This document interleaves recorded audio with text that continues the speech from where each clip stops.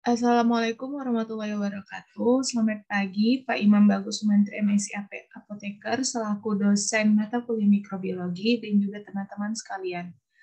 Pada kesempatan ini, kami dari kelompok 8 akan mempresentasikan hasil diskusi kami, yaitu mengenai histoplasma kapsulatum. Izinkan saya memperkenalkan diri saya sendiri, Zulni Hanifah dengan NIM 211501117, dan teman saya, Eka Saputri dengan NIM 211501072, Nainama Yang Ansari 211501077, dan Agustina Doga 211501132. Sebelum kita membahas lebih lanjut mengenai struktur, modifikasi, dan juga morfologi histoplasma kapsulatum, saya akan menjelaskan apa itu histoplasma kapsulatum.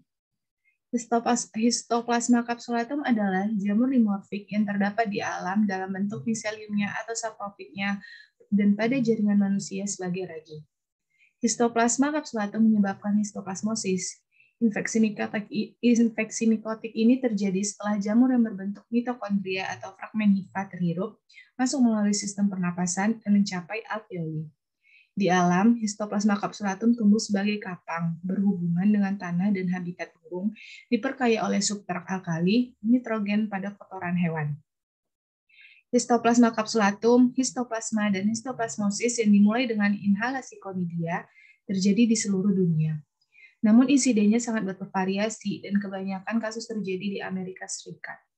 Histoplasma kapsulatum mendapatkan nama tersebut dari gambaran sel ragi pada potongan histopatologik. Namun, baik protozoa maupun saprofit tersebut tidak mempunyai kapsul. Selanjutnya, mengenai morfologi histoplasma kapsulatum akan dijelaskan oleh teman saya, Agustina Doga.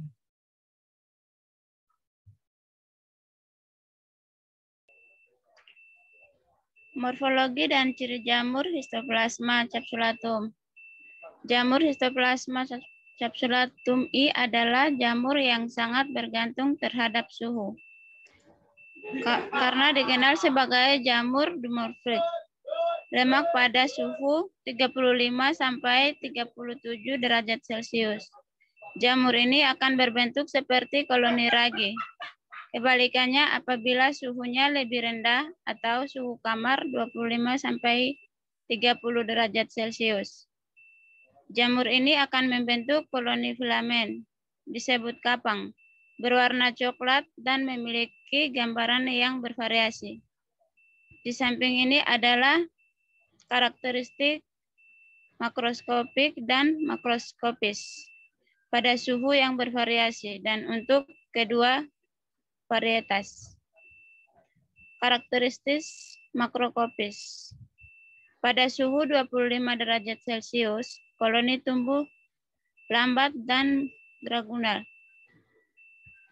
Kekapas dalam penampilan, warna putih pada awalnya yang biasanya menjadi buffron seiring bertambah usianya.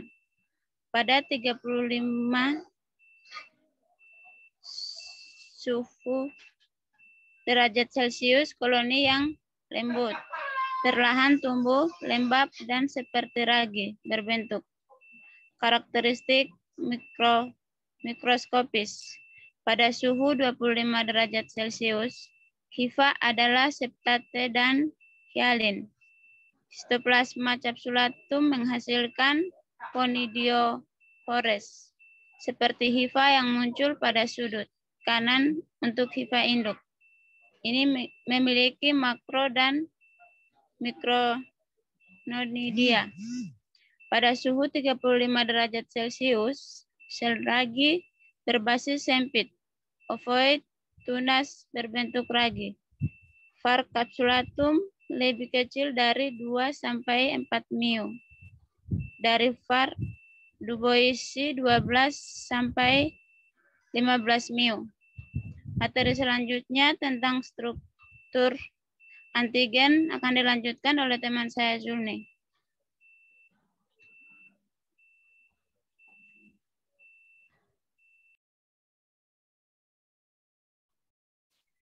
Struktur antigen, mikrosisnya yaitu histoplasmosis. Untuk uji CF dan antigen H, diagnosisnya lebih kecil sama dengan 84% kasus positif.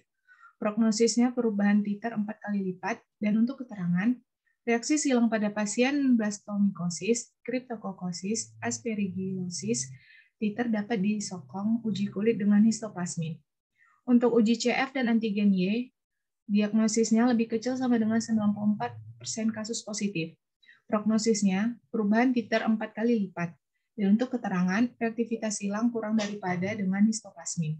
Dan terakhir, untuk uji ID dan antigen H, diagnosisnya lebih besar sama dengan 85% kasus positif, yaitu pita M atau pita M dan H. Prognosisnya hilangnya H.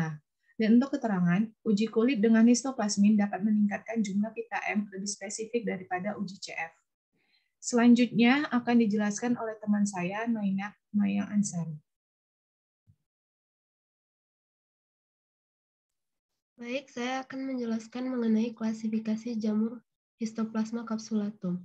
Histoplasma merupakan jamur dimorfik thermal yang ditemukan di alam. Tanah yang terkontaminasi dengan kotoran burung atau kotoran kelelawar merupakan habitat alami yang umum untuk histoplasma. Meskipun diklaim terdapat di seluruh dunia, tetapi jamur ini biasanya ditemukan di daerah subtropis. Lalu, taksonomi Histoplasma capsulatum.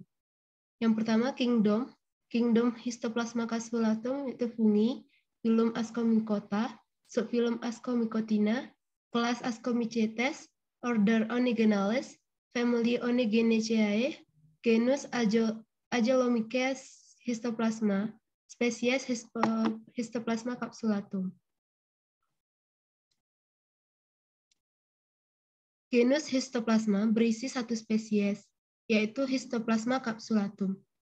Histoplasma capsulatum memiliki dua varietas, di antaranya varietas capsulatum dan varietas duboisi. Memiliki telemorf disebut sebagai Agelomyces capsulatus. Histoplasma varietas capsulatum memiliki distribusi di seluruh dunia di daerah subtropis, terutama di daerah Amerika Barat dan Tengah. Jika terfokus di Afrika, jamur ini ditemukan di gua kelelawar dan tanah yang diperkaya dengan kotoran burung. Kelelawar dan burung dapat berperan sebagai vektor penyebaran varietas duboisi, biasanya ditemukan di Afrika bagian tengah dan barat. Untuk materi selanjutnya mengenai modifikasi jamur, akan dijelaskan oleh teman saya Eka Saputri.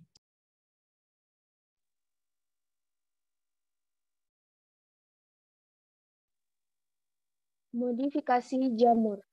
Histoplasma capsulatum merupakan jamur dimorfik lingkungan karena memiliki dua bentuk morfologis sesuai dengan suhunya, yaitu dapat berbentuk jamur atau miselium dan ragi.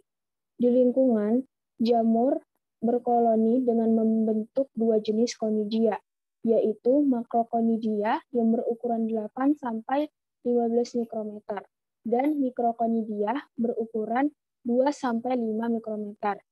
Mikrokonidia merupakan spora efektif yang dapat masuk melalui saluran pernafasan dan masuk ke alveoli. Pada tubuh, suhu 37 derajat Celcius, mikrokonidia atau miselium akan bertransformasi menjadi sel ragi. Sel ragi merupakan bentuk patogen dari Histoplasma capsulatum yang dapat menyebabkan penyakit histoplasmosis pada manusia.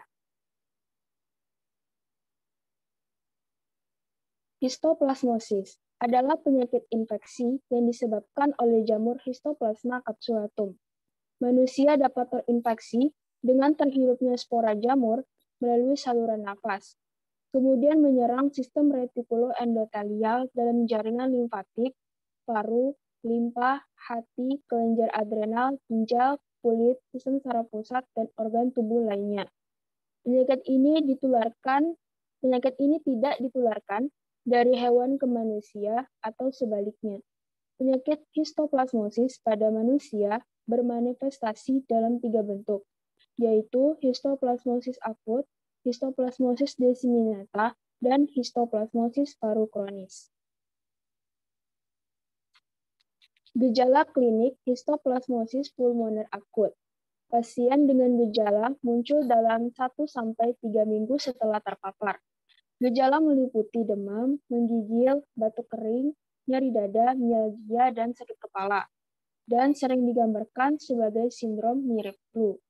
Pada hasil fototoraks terdapat gambaran nodu lobar atau multilobar infiltrat. Kecurigaan besar terhadap infeksi histoplasma pulmoner akut bila didapatkan pembesaran nodus limfatikus pada hilus dan mediastinum. Gejala klinik pada histoplasmosis disseminata. Histoplasmosis simptotik disseminata terutama terjadi pada pasien imunokompromis. Pasien AIDS dengan CD4 kurang dari 150 sel per milimeter kubik, keganasan hematologi, transplantasi organ, atau terapi kortikosteroid berisiko tinggi mengalami histoplasmosis disseminata akut. Keluhan yang timbul meliputi menggigil, panas, nafsu makan menurun, berat badan menurun, hipotensi, sesak nafas, hepatosplenomegali, lesi pada kulit dan mukosa. Histoplasmosis pulmoner kronik berlangsung secara progresif, berkembang ke penyakit pulmoner obstruktif dan berakhir fatal. Keluhan utama adalah panas, kelemahan nafsu makan menurun, penurunan berat badan, batuk produktif dengan sputum purulen, dan hemoptoe. Patogenesitas. Mikrokonidia yang masuk melalui saluran pernafasan selanjutnya akan bertransformasi ke bentuk ragi. Hal ini disebabkan oleh suhu 37 derajat pada tubuh manusia. Miselium akan berhenti aktif secara metabolik. Morfogenesis ke bentuk ragi juga dimediasi oleh adanya senyawa sistein dan sulfidil. Proses transisi ini biasanya berlangsung dalam hitungan jam atau beberapa hari. Pada awal infeksi, histoplasma kapsulatum akan bertemu dengan pertahanan bawaan awal, seperti lendir hidung dan faring, pembersihan mukosiliar, dan antibodi awal.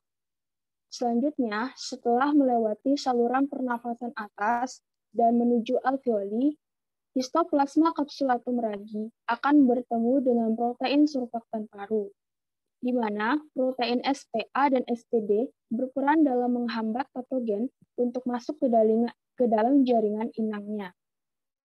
Di alveolus, sel patogen ragi juga akan bertemu dengan sel makrofag. Sel makrofag memiliki reseptor komplement, yaitu CR3, yang mampu mengenali reseptor pada dinding histoplasma ragi HSP60, sehingga terjadilah mekanisme fagositosis. Mekanisme fagositosis menguntungkan bagi ragi untuk dapat bertahan dalam tubuh sel inangnya. Sebelum memasuki sel makrofag, sel ragi perlu membentuk alfa-link glukan untuk melindungi protein beta-glukannya agar tidak terdeteksi oleh reseptor tambahan dari sel makrofag, yaitu daktin-1 yang dapat memicu serangan pada sel patogen. Setelah berhasil memasuki sel makrofag, sel patogen ragi perlu mempertahankan dirinya dengan cara menonaktifkan spesies oksigen dan nitrogen aktif yang masuk ke dalam vakuola makrofag, mencegah pengesaman fagosom dan fusi lisosom, serta mengangkut dan memproduksi nutrisi. Dengan adanya nutrisi yang diangkut, menyebabkan sel patogen dapat terus membelah diri di dalam sel inang. Pertumbuhan berkelanjutan akan mempengaruhi nukleus untuk menginduksi adanya apoptosis sel inang dan sehingga dapat menyebabkan sel patogen ragi menyebar dan menginfeksi jaringan atau organ lainnya.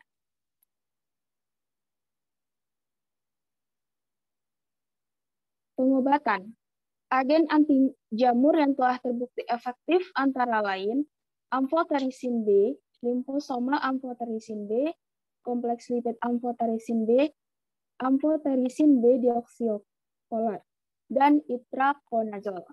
Pencegahan yang dapat dilakukan untuk menghindari penyakit histoplasmosis adalah menghindari aktivitas di area kontaminan seperti kotoran burung dan kotoran kelelawar, menggunakan masker, segera mengganti pakaian setelah beraktivitas di daerah kontaminan, serta melakukan penyemprotan formaldehid pada tanah yang terinfeksi oleh histoplasma. Selanjutnya, saya kembalikan kepada moderator.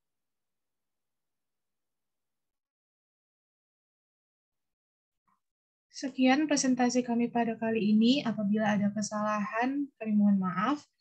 Wabillahi taufiq wal hidayah. Assalamualaikum warahmatullahi wabarakatuh. Selamat pagi.